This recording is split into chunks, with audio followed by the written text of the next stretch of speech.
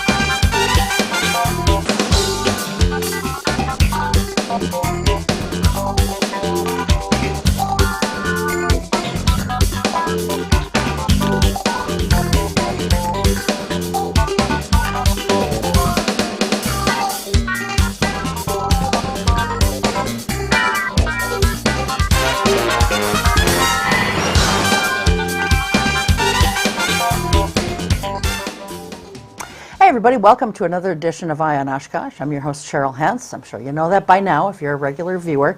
We're doing a really fun show for me tonight. No, it's not about animals. That was on the last show.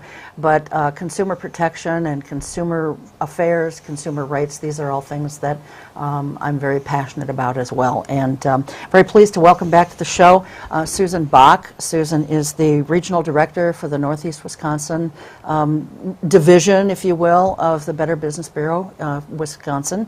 So we're very pleased to have you back. Thanks for... I'm happy to be here. You're fresh off of a plane, so... I don't say that very often, but yes, but I'm happy to be here. Thanks for having me. Well, it's always they're always fun shows, and I think we always provide a great deal of information for people that is really important for them to know. Yes, there's a lot of things that people need to know because scammers are kind of always evolving. Even if you think, oh, I've heard that one before, I know it all, believe it or not, we get calls every day from people who, this is new information for them, and knowledge is key. So if you can recognize a scam early enough, there's a good chance that you won't fall for it, and that's what we're all about. Yeah. Well, and even if you've heard of it before, because a lot of these things we've discussed multiple times on this show, and yet I don't think that it ever hurts to have it repeated, because it may not stick the first time, it may not stick the second or third time, but maybe the fifth or sixth time it registers, you know. Or maybe in between the times that you've been on, and we try and have you on twice a year, maybe in between those times somebody has gotten ripped off by someone who stole their identity or, compromised one of their credit cards or whatever, and so, and then it comes like into their head, and they're like, oh yeah, that's what Susan and Cheryl were talking about. Yes. So anyway, but thank you for being here and always providing us with such good information. Sure. One of the first things I want to chat about is, just because it's been in the news so much lately, is, we've seen the horrible bombing over in Manchester, England in the last week or so. There was a stabbing on a train where a couple people were killed for sticking up for some young girls. I can't think offhand of any mass shooting, but I'm sure there's something going on somewhere that's horrible that someone has started a fund for to help the victims in those cases. Yes. And so charitable giving that is responsible giving, that is legitimate giving.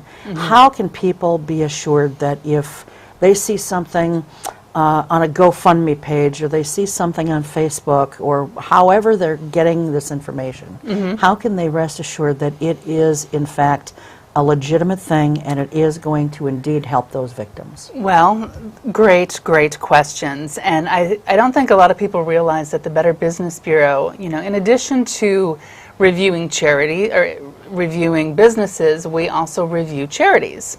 And we have a set of standards, 14 guidelines that we review charities on. And so those address issues like financial leadership, effectiveness of the mission. So anybody could go if maybe they've got a solicitation from a charity that they've never heard of. They could go to the Better Business Bureau's Wise Giving Alliance. Our website there is give.org.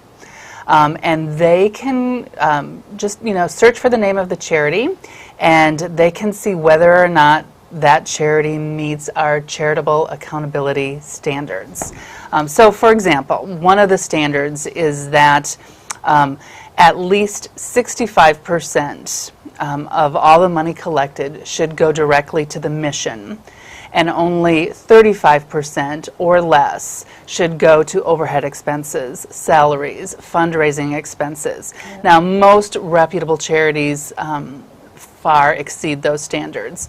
But that is really a good way. So the Wise Giving Alliance is a good resource. There are other charity review sites like Charity Navigator.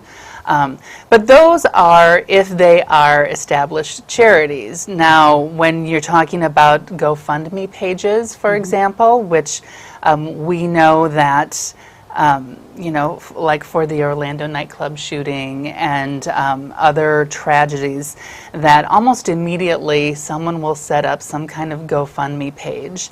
Now, those aren't official registered charities, so it's likely that the Better Business Bureau isn't going to have any kind of report for a GoFundMe page. So you'll want to look for some kind of legitimate connection that the organizer of this GoFundMe page has to this person.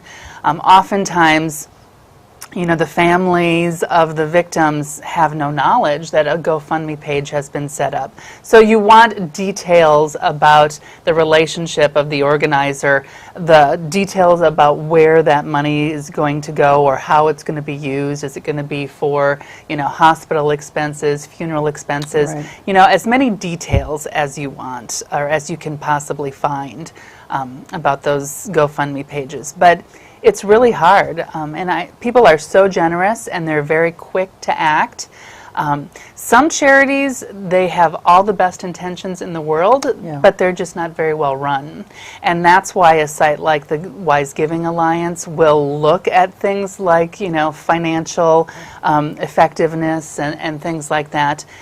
There have been celebrities who have set up relief funds for maybe, they were from Haiti. There was a singer who was from Haiti, and when the earthquakes hit Haiti, he set up a charity that, had all the best intentions in the world. It just wasn't very well run. So you want to be careful. You want to make sure that the money that you donate will be used well.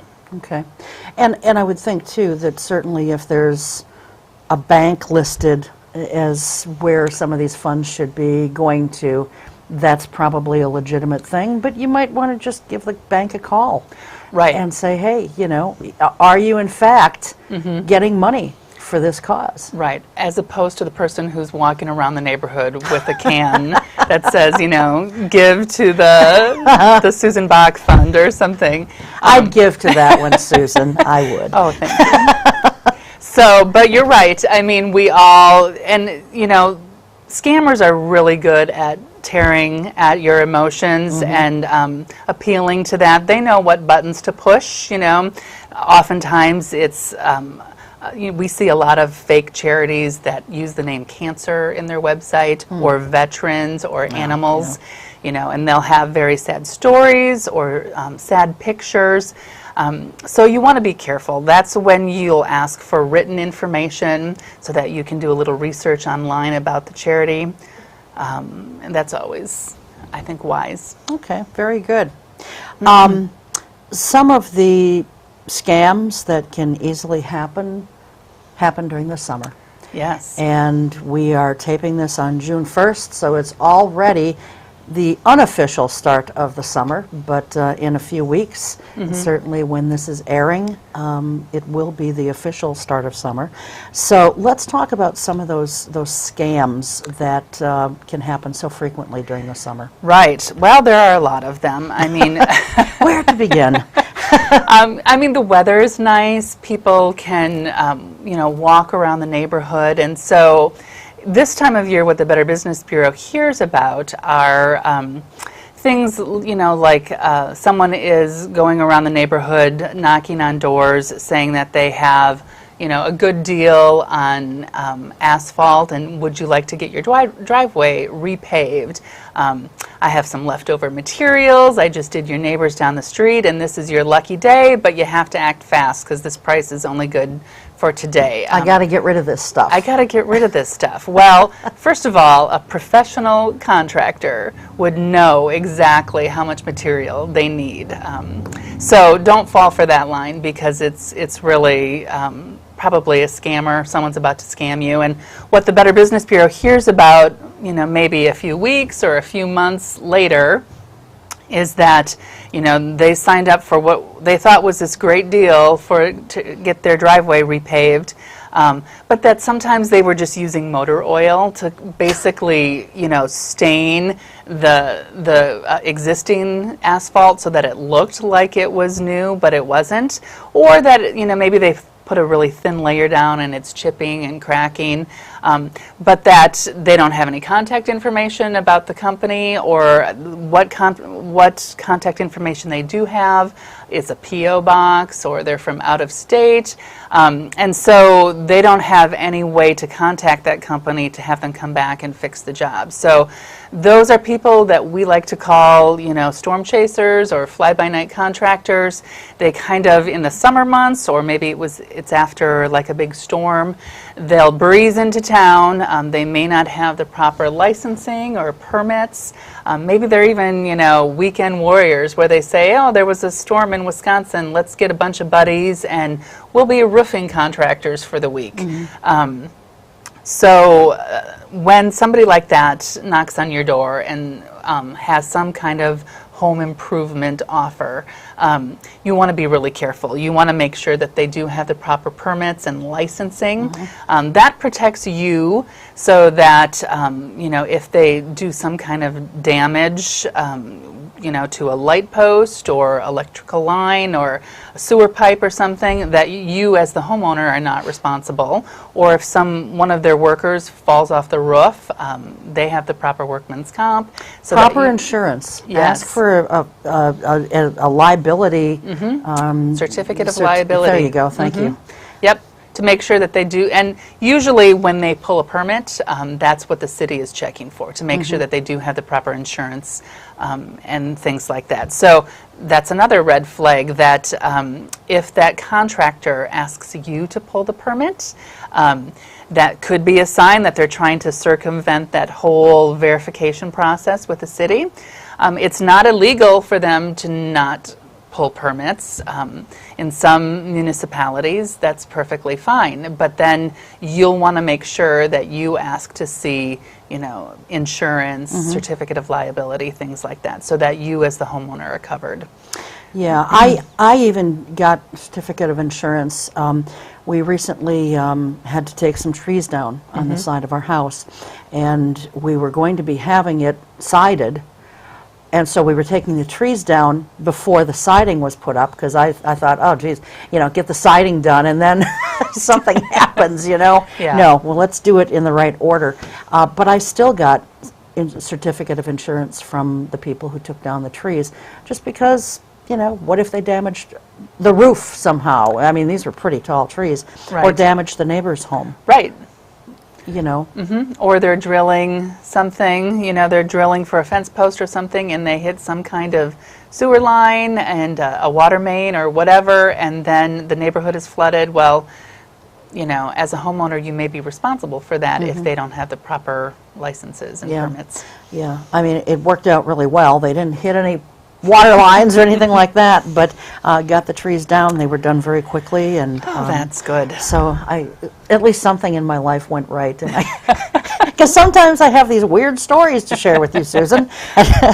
That's okay. I have one today, but we'll wait for a little bit to get to that. But so anyway, we talked about asphalt repavers, but it could come in many different forms. It could be people selling magazines or meat out of the back of the truck. I love the meat one. Yeah. I don't know if I've told this story to you or not, but One day I came home from work, it was about 5 o'clock, and my husband was standing in the driveway, and somebody was, like kneeling beside him with this case of frozen meat. And my husband is, hungry, it's dinner time, and he's like, oh, that looks good, that looks good. And I said, what's the name of your company? And I pulled out my phone, my smartphone, and I said, well, let's see what the Better Business Bureau has to say about you. But it was the whole, I got to get rid of this box of meat before I can go back, to the office. And so my husband almost fell for it. But as soon as I said, what does the Better Business Bureau have to say to you about your company? Because you can look that up on your smartphone. He made an excuse and got out of there real quick. But yeah, so even my husband, whose wife works for the Better Business Bureau, can fall for something like that. Sure.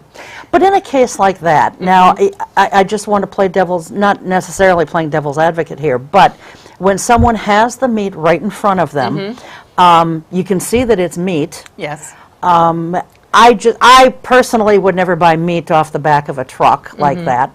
But I mean, how does that scam work necessarily? Well, I'd be careful to call it a scam, because maybe not anything is illegal is happening. How does that situation work? Well, the complaints that we get to the Better Business Bureau about certain companies that sell meat out of the back of their trucks is that the quality is bad, and that there may be some kind of guarantee or warranty or return policy, so that you can, feel they want to make you feel comfortable buying that. But when people try to return it after they have won and discover that they don't really like it, that it's hard to return it. The company is impossible to reach. Now, I'm not saying that all companies who have that method of marketing their products is bad. I'm just saying that when a business like this approaches you to buy their product, it really is worth, your 2 minutes of time to check them out with a company like the Better Business Bureau to see how many other people have complained about this company, how do they respond to those complaints, what kind of rating does the Better Business Bureau give them? Right, and of course we've got the Better Business Bureau's website address. It's very simple to, I think we'll be putting up here momentarily, but it's very simple to access, whether you're on a computer or some kind of a mobile device, whether smartphone, tablet, what have you. And there it is right there. It's just bbb.org/Wisconsin. Or if you're in another state in the union and you're watching this on YouTube, is it just slash and then their state? Well, the first time you go to bbb.org, it'll ask you for a zip code. Okay. And then it will probably save a cookie on your device to know that you're logging in from Wisconsin or whatever. Okay. So if you're watching this on YouTube and you live in a different state, just bbb.org is simple enough, and that'll get you the right information. So roofers, siding people, after what happened in Barron County a couple weeks ago, right here in our own state, I would suspect that there are probably a bunch of storm chasers, starting to invade that area. And again, it's not that all companies coming from out of state are bad, but there are just some extra things that you'll want to check for, that they are licensed, that they do have the proper permits and from the city to be selling that, and that you have proper contact information from them to make sure you know how to reach them if there is a problem. And of course, even though the company may be located in Texas or California and your home is in Wisconsin, the Better Business Bureau is going to have a report on them. That's the beauty of the Better Business Bureau. It doesn't matter where the company is located, we will likely have some information about them. Speaking in terms of that, Susan, we all see the commercials for Angie's List and HomeAdvisor.com where you can look up people and, look up a business and get a rating on them or what have you. You see, I would be inclined to look in both places if I were going to go that route. I don't know if you have to pay to get, they say that you don't have to pay to get those ratings. I don't know if you do or not. I believe you do have to pay for Angie's List if you want to read the reviews about the company. Okay. Yeah. So, but I would just first and foremost always go to the Better Business Bureau because it's free. Yeah. And then there's a wealth of information there. Yes. And people can't pay you for decent ratings, right? Exactly. Exactly. And I also like to point out, too, that we're kind of a boots on the ground kind of organization where we do process complaints from consumers against the company. You know, that if you do have a problem, our goal is to get some kind of resolution for you. I don't know how you can rate a company without dealing with that other half of complaint resolution, because I think that's a key part of the puzzle. Sure. Yeah. Someone who doesn't have the slightest interest in resolving something probably is not someone that you may want to do business with. Right. And another thing to point out that I think is kind of important too is that once you file a complaint with the Better Business Bureau, if you were mad enough and you have the documentation and you went through the process of filing a complaint, it is there on their record for 3 years. In other rating companies, you can go back and change your review. So let's say, you wrote a negative review about a company.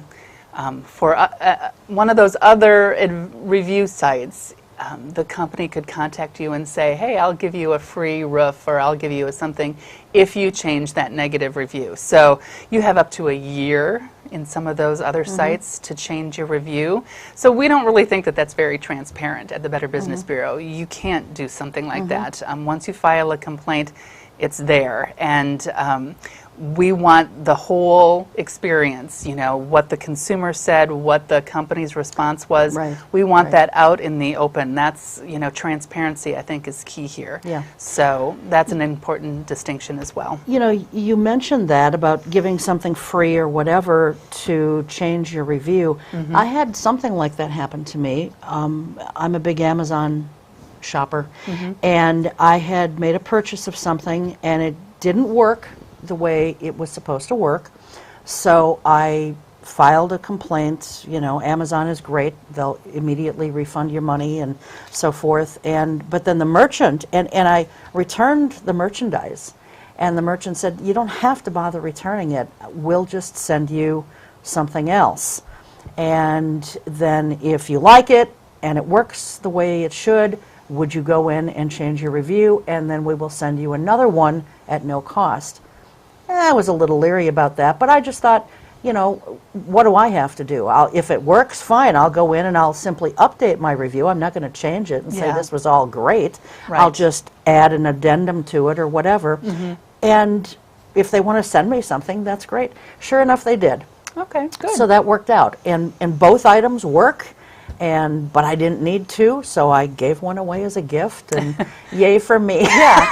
So I think the important thing there But is it's that weird. a future customer will be able to see exactly what happened, that you were unhappy at first, but then the company made it right. I think that's good that the company made it right. But They were very good. Yeah, And, I want to make sure that everybody gets to see that Yeah, whole process. Exactly, yeah. So that's why I wasn't just going to change it. And, they're probably obviously they're a legitimate type company because they did right by me. And they still refunded the money on top of it all. So wow. Essentially, I got 2 of these items for nothing. I thought that was kind of strange. But, the whole thing was just very different and odd to me. But they didn't ask me to take down the other stuff. They just said, change it. Yeah. Well, my changing it was adding to it, and so that it worked out well. Things don't always work out well. Well, I think that is a good story that perfectly illustrates how important online reviews are to companies, and that they really want to go bend over backwards to somebody, who didn't have the greatest experience to make it happy, to make them happy. And I think that that's a good thing. Sure. And let's face it, sometimes products are defective, you know. So I think maybe that's what happened in this case, is I just happened to have a defective thing, because the 2 that they sent after that worked just fine and exactly the way they were supposed to. So utility scams in summer, let's talk about that, because it's already Well, you can't really say it's already starting to get hot, because one day it's hot and you need your air conditioning on, and 2 days later you need your heat on. And your winter coat.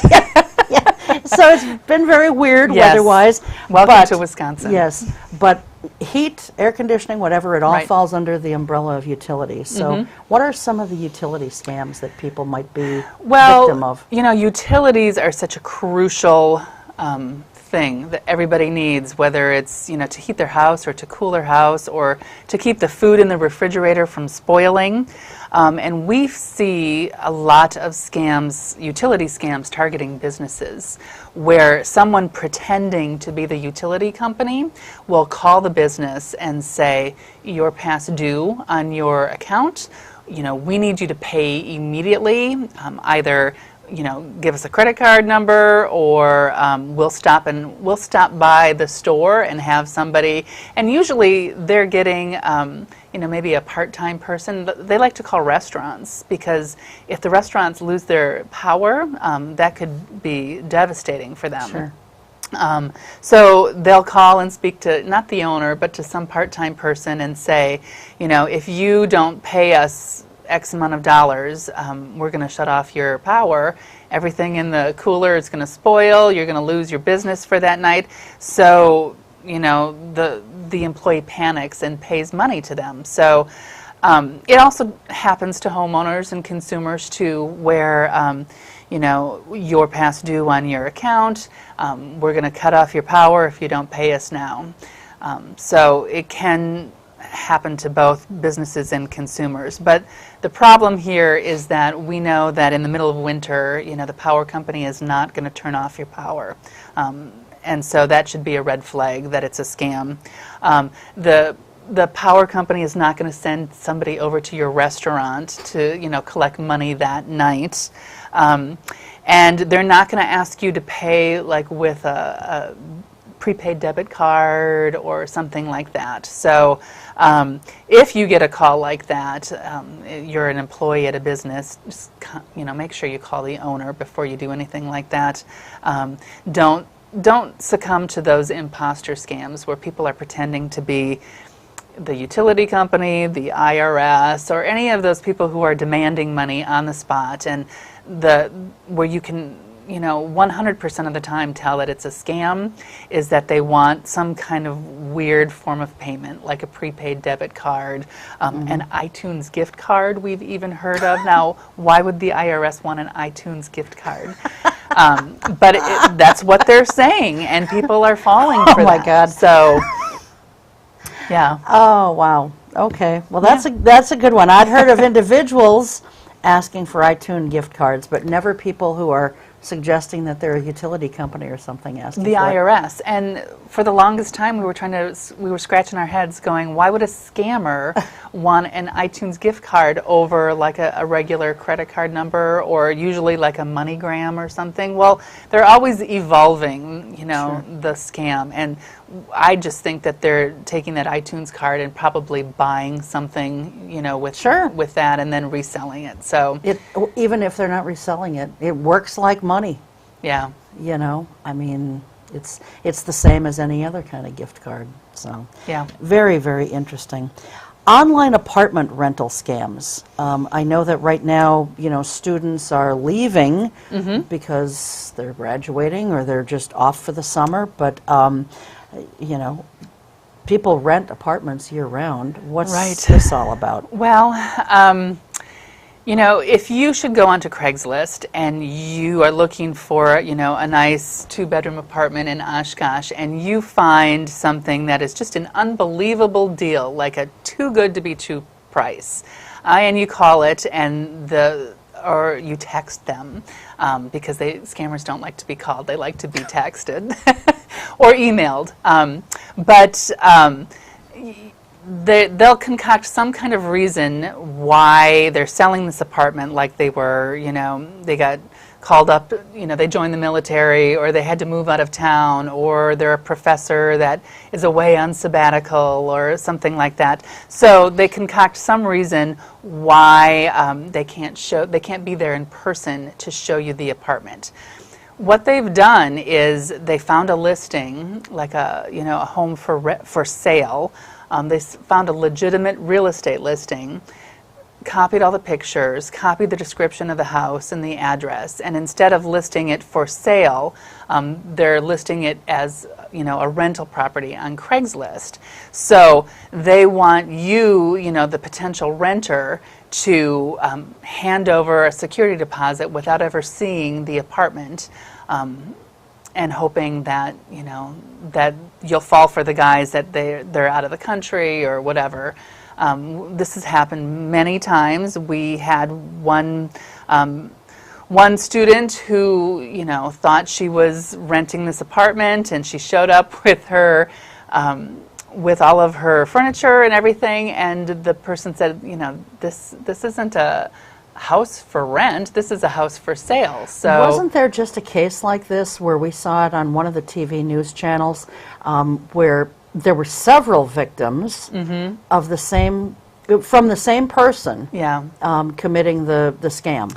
I don't recall the particular news story, but I'm not surprised, because if you talk to any kind of real estate agent, they know exactly this scam. They'll call the Better Business Bureau and say, please do something about this, or please talk about this on shows like this, because they're very much aware of it, and it's a problem for them. I mean, it's causing big headaches for them. Sure. Wow. Technology is great in one aspect, because it makes all of our lives so much simpler, and we can accomplish more in a fewer amount of minutes, if you will. Yes. But certainly in less time. And yet, by the same token, if something goes very wrong and goes south on you, it's taking those few minutes that you've saved times 10 probably to sort it out. Right. And so technology and the conveniences that come with it are kind of a double-edged sword, aren't they? Absolutely. And it makes it easier for somebody who wants to, scam somebody, because there's definitely anonymity with the internet. You can pretend to be anybody from anywhere. You can pretend, to be somebody from Oshkosh, or with an Oshkosh area phone number, but really you're halfway across the world, and you've got one of those spoofing devices that you can just pretty much punch in whatever number you want to appear on somebody else's caller ID. So for that reason, and it used to be the really old-fashioned way is that scammers would mail a letter, and it cost them whatever, 47 cents each time they wanted to mail a letter. But now they can send out thousands of text messages, and if they get one reply, it was worth it. They can, with a couple of taps of a button, they can send out spam email or text messages, and it's so much more cost effective for them and so much easier. So you are totally right that yes, the internet is giving us a lot of modern day conveniences, but with that also comes some responsibility to make sure that you protect yourself. Sure. I want to digress for just a moment from what the order of things in which we were going to talk about, because you mentioned texts. And I told you about this before the show. I got a text from my financial institution. I'm not going to say who that was, but it came in on a Friday night after the credit union had closed, and I'm sorry, on a Saturday night after the credit union had closed. And so it came in, and it said, something to the effect of, there was a charge for $1.80 that was made at such and such a hotel, and please call us at this toll-free number, and if you want to opt into these in the future, opt in to say yes to opt in. If you don't want to get these texts, opt out then by typing N for no. And I looked at that and I just thought, what? Yeah. And I thought it was the strangest thing. So I took a screenshot of it, and then I deleted it immediately, and I did nothing. I sat and, kind of scratched my head, and I called my financial institution Monday morning, and lo and behold, she said, yes, that's our third-party vendor, our fraud department. Okay. Someone has been testing your card, and it stood out because it was $1.80 charge at a hotel, and nobody charges $1.80 at a hotel. So, and I said, well, that's great and all, and I'm glad you caught it, but I thought it was just ridiculous to send a text wanting someone to call a toll-free number. You don't know who you're calling. Right. And you don't know who their third-party vendor is in a case like this, so you don't know that you're actually getting your own financial institution. And then opt in or opt out. I wasn't going to do that either. But no, in fact, it was a legitimate text. Still shaking my head over that, and it's been a month or more. And so they caught that, but then I was also telling you that when I went to pay my credit card bill through this same financial institution, there were 3 different charges on there, well over $255 worth, that they hadn't caught, but that was explained to me also, that the $1.80 seemed an odd charge, whereas these other charges at 3 different locations seemed legitimate. And so I said, well, okay, but they're not. So they were very good about fixing it, and all was well. So all is well in Cheryl's world right now with respect to that. But it's just, you know, people, yes, this was a legitimate text, but there's so many that aren't. Right. And so many things that pop up on a computer screen that this happened to a friend of mine, and I think it happened since the last time you were here. She's sitting on the computer, and all of a sudden there's a thing that flashes on the computer that says, you know, your computer has been infected with such and such a virus. You need to call Microsoft right now at this number. Well, when it won't let you do anything else, you know, your computer is essentially frozen. Yes. She called that number, and she basically got ripped off, and the computer was infected. And she called me up and she said, I don't believe this, and what do I do? And so, I mean, she took it to a good computer place here in town, and they fixed it. But, you know, there's just so many weird things that happen. People never seem to be at a shortage or a loss for finding ways to rip people off or just wreak havoc in their lives. Yes. You know? And you get to see it all, don't you? Well, I hear a lot of stories like that, that is for sure. And when you were telling me that story, I was thinking, what would I have done if I had gotten a text like that I wasn't expecting? Would I have believed that it was really my credit card company or my credit union or whatever sending me this text? I probably would have gone to my credit card number, tried to call a customer service number to see if that was really the case or not. But I think the point is that, you know, in the future that may happen to you or to somebody else, and just to be aware of notices like that are going to come in via text message.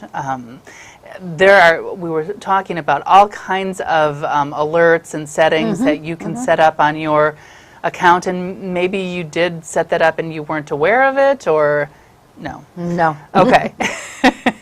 Well, no, you know, it is good that they do have a fraud department that will alert you to suspicious activity.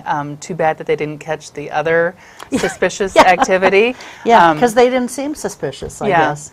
And then, you know, that is worth noting that that's the way scammers operate, that they will get credit card numbers and they will test them with small charges to make sure that they haven't been canceled yet. And then they're going to sell them on the black market, and the ones that are good numbers, that they can verify are good numbers, they're going to get more money for those, or, you know, they'll be worth more, obviously. Yeah. So if anybody sees, you know, small charges on their credit card or a text message like that, just be aware that that's what could be happening. Yeah.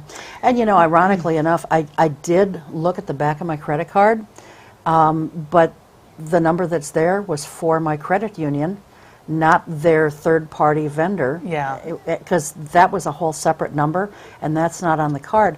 And so I think if something like that happens in the future, even knowing that that's how they do things, right, I still don't think I would respond to a text like that. I think I would just say, you know what, I'll call my institution when they open.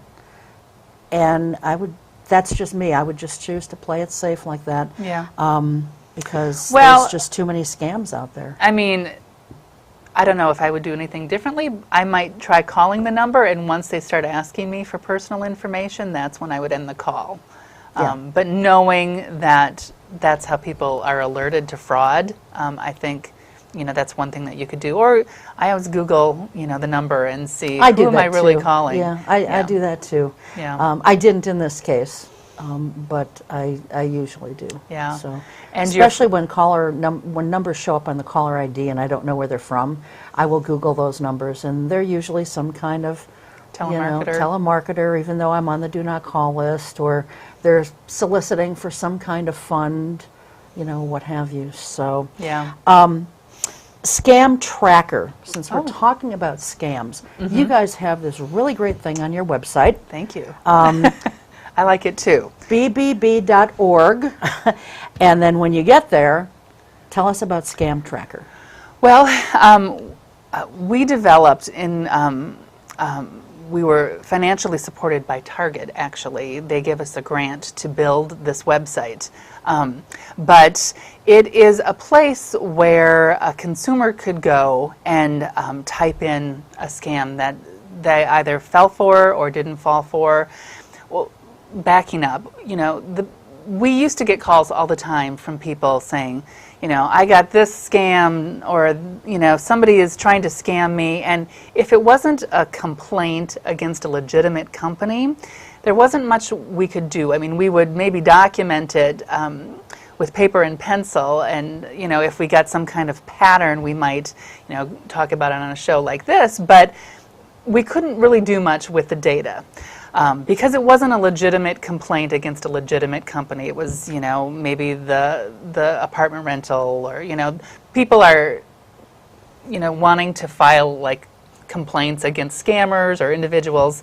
So, in conjunction with Target, we built this portal on our website called Scam Tracker, where a consumer can go and type in the details of that particular scam.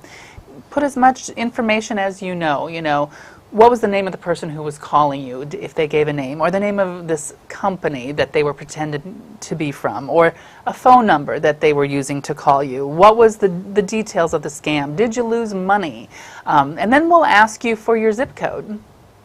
And we plot these instances, these reports, on a map, so that, let's say you're living in Oshkosh, you can go into this Scam Tracker portal and see what is happening in my neighborhood. Maybe it's a door-to-door meat seller or a magazine seller or something. And so when something like this happens to you, you're not surprised. You'll be able to track that it's actually happening in your neighborhood. So this has been a wonderful website for consumers to track what's happening in their neighborhood. It's been a tool for law enforcement and media people who are trying to, identify victims of particular scams. They can come to the Scam Tracker portal and get more information about what's happening. We use it actually to develop like white papers about trends in scams that the Better Business Bureau is seeing. Is it men or women who are more likely to fall for a scam? What kinds of scams are happening? What's the most common scam? How much money on average do they lose? We have tons and tons of interesting information like that we've collected from this data that we're getting through our Scam Tracker website. So the website, if you wanted to go there directly, it's just bbb.org/scamtracker. Okay. So, you can see what's happening throughout the country, or you can drill down to Wisconsin or even to your zip code, and you'll see kind of plotting on a map how many we've had, or, is it a door-to-door salesman? Is it, phone calls, mysterious phone calls, things like that. So it's really been very interesting and providing us with a whole ton of helpful information. Is it about a year old now, or is it? Yeah, about a year and a year? half, something Okay. like that. It's a wonderful tool. It really is. I love it. I've used it maybe a handful of times. Oh, good. And it's cool. And you know, but I waste time on it, Susan, because I mean, I go in with one thing, and this happens to me all the time on the internet. I go in with the intent of finding one piece of information. And you go down these little bunny trails? Yeah, I go down all the little bunny trails. Yeah. One thing leads you here, and then, oh, that leads you over here. So, yeah, I end up spending more time on the internet than I would have liked necessarily, but it's all informational, and so it's not a loss. It's just a loss of some time, that's all. Right. I want to talk about the chips in the credit cards, because Okay. we've talked about those in the past. You know, supposedly, having the chips in the credit cards is supposed to be a better protection against fraud and identity theft. Yes. Are you at the Better Business Bureau finding that to be the case? Well, you know, we do a lot of informational discussions about how to be a smarter consumer or how to protect yourself from some forms of scams or identity theft. And we do recommend that, you know, the chip cards are so much more helpful in protecting yourself from identity theft, because the little piece of, you know, the little chip inside that chip card is generating a new number for every transaction that you do, so that even if your number was somehow stolen online or in a transaction like that, and a scammer got that number, they would never be able to use it again, because the numbers that are generated in those chip and pin cards, they can only be used once. So that's how it is helping to protect people from online fraud. You know, there are some out there that still have the magnetic strip on the back, and that isn't of help, right? No, it's not. So if you have a magnetic strip credit card, I would ask your financial institution if they can, or how soon before you can get a chip card. There's a new law, it's not so new anymore, but it says basically that, you know, either the retailer or the financial institution is liable for fraud if that number is stolen. And the responsibility or the liability for the fraud goes back to who has not installed the newest technology. So if you go to a retailer and they don't have the ability to swipe or to dip your chip card, then if there is fraud on that transaction, or, you know, if your credit card number is stolen, it will be the responsibility of the retailer or the liability of the retailer, because they did not have the most up-to-date technology to protect you, the consumer. Or, you know, if you go to a retailer and they do have the chip card, but your credit card only has the magnetic strip, and then there is fraud, the responsibility now is going to be on the financial institution, because they did not give you a chip card in time. So that is kind of lessening the financial liability of fraud, and it's making people, especially financial institutions, you know, rush to get those chip cards out faster. I have a story about this, though, too. Okay, of course you do. It's not necessarily a bad one, but it's something that I think people should be aware of. And I guess this is a good thing on the part of MasterCard. If you, and this happened to me in two separate places. You'd think I would have learned after the first one, but I didn't. Now I know better after it happened twice. But I tried to use my MasterCard that had a chip, but I didn't know my PIN number. I couldn't remember it. So, of course, I have it in. The transaction has, you know, they've already rung up all the stuff and everything, and I can't remember my PIN number. And I said, well, can't you just enter in manually the numbers? No, they can't do that. MasterCard will not allow them to do that. So maybe other credit cards, and they said that MasterCard is the only one that does this, that others, you know, from another company, whether it's Visa, whatever, you can, in fact, manually enter the numbers, but not with MasterCard. And so I had to try a couple different PIN numbers, and finally I came up with the right one, and then, doggone it, if it didn't happen to me again and I forgot. And so it's really important that PIN numbers be set up. Agreed. You know, because Yeah. otherwise you may not be able to purchase something. And again, that's only true of, you know, the MasterCards. That's what I've been told by the merchant.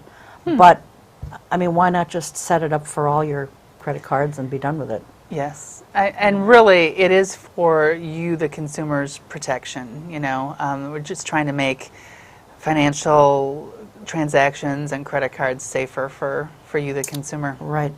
Ransomware, we've been hearing more about that since the last time you were on, too. And I think, I'm not sure, one of the local channels just recently did something on ransomware. Tell folks what that is and how you can protect yourself against it.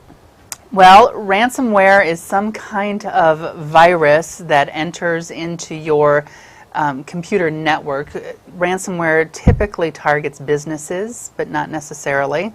But it, you know, it finds its way into your network and freezes every bit of data that you have on your network until you pay a ransom. This happened to a company that is a member of the Better Business Bureau. And this company didn't have a backup of their database. They didn't have any way to access this information, but they couldn't not have it anymore. So they paid the ransom. And now they know better. So how do you protect yourself if you're a business from ransomware? You have to educate your employees about the ways that viruses and ransomware come into your network. And typically, it is through some sort of attachment. So if you're in a business that asks for attachments from unknown sources, let's say you're the HR department and you're asking people to submit your resume or something, it would be logical that you would have, you know, a stranger sending you an attachment. So you would have to, you know, run that attachment through some sort of device where you can make sure it is virus or ransomware free. But of course, just have a backup of your data in case, God forbid, this should happen to you. But also, you know, have the most current software, spyware, virus protection on your data and your network that you can possibly have. And we always say, you know, that ransomware or viruses, they attack the weakest link. You know, all you need to do in a company of maybe 1,000 people is to have one person click on that attachment, and it has compromised your whole database or your whole network. So very, very important to educate your employees about what that looks like, how it's going to come in. It may ask you, you know, you don't have the current version of Adobe Acrobat Reader or whatever, so download this new software update. And that's how it's entering, because you're giving it permission to download this supposed update, and that's where you're opening the door to this virus.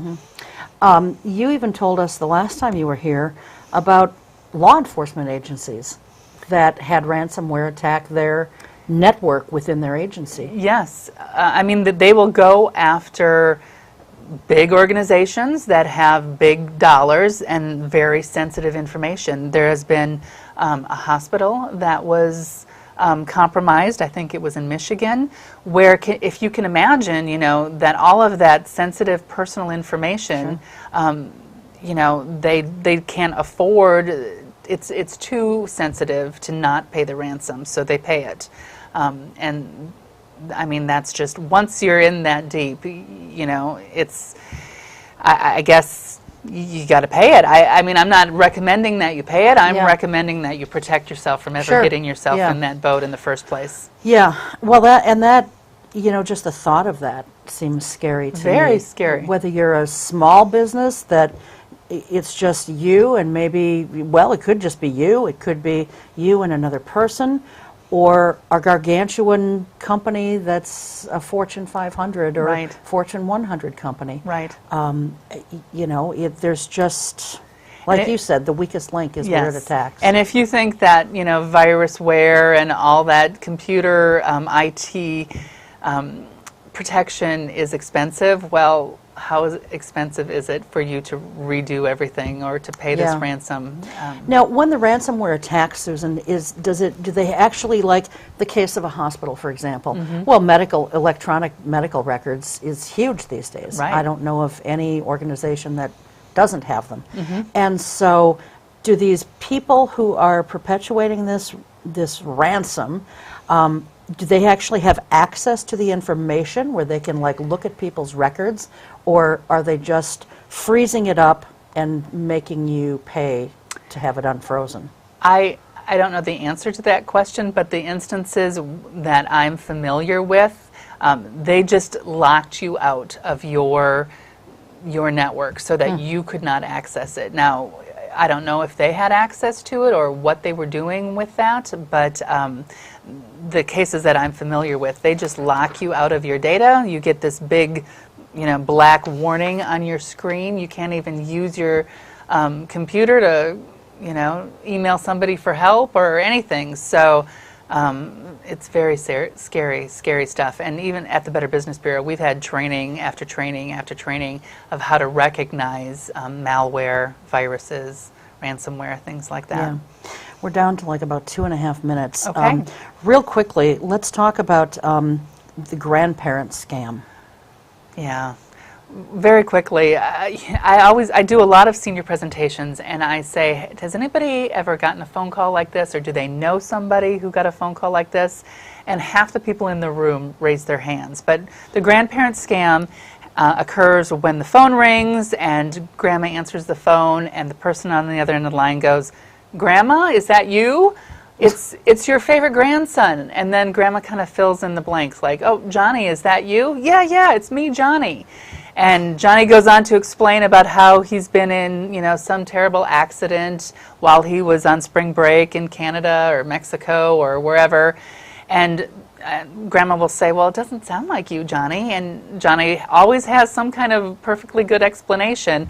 I broke my nose, that's why I'm talking kind of funny, or maybe he's crying a lot. But the goal is to convince Grandma to send money to who they think is their grandson, to help them out with bail money or to fix, the car that they, ran into, or maybe another story that I've heard is that they were, busted for drugs. They didn't know that drugs were in the car, and now they're sitting in a jail in Mexico. Can you please send money? Please wire me some money, and please don't tell my parents. So we've had instances where, grandparents have wired $1,500, and then the scammer calls back and says, that's my bail money, but they're still not letting me out of jail until I pay to have the car fixed. They always come back for more. Once they know that they have a grandparent on the line that will agree to send money, they'll come back 2, 3, 4 times. So if you get a call, anybody out there gets a call that says, this is your grandson calling, I've been in a terrible accident, please don't make any rash decisions. Ask some questions that only your grandchild would know. Call the parents and see, did they really go to Mexico for spring break or whatever. In some cases, the grandparents were kind of estranged from the grandchild, so they didn't know whether or not they were traveling or in Mexico or whatever, and they don't talk to their grandchildren very often, so they wanted to be helpful, and it's just very, very, very sad. Yeah. So many things more that we could have talked about, but there's never enough time. But we will be having you back toward the fall to talk about holiday gift cards and scams around the holidays and that kind of thing. Thank you so much, as always. It's always a pleasure and always informational. And I always have good stories to entertain you with as well. So, that's true. Thanks to Susan. By the way, if you want to volunteer on Oshkosh, we are looking for volunteers. Some of our volunteers are graduating and moving on, so the information is on your screen right now. You just have to be 16 years of age or older, and if you're under 18, you've got to have your parents' permission. But ionoshkosh@gmail.com is the email address that you can contact us at. So thanks to Susan again, thanks to the crew, and also thanks to you. Thanks for watching. We'll see you next time. Until then, take good care. Keep your eye on us. We've got our eye on Oshkosh.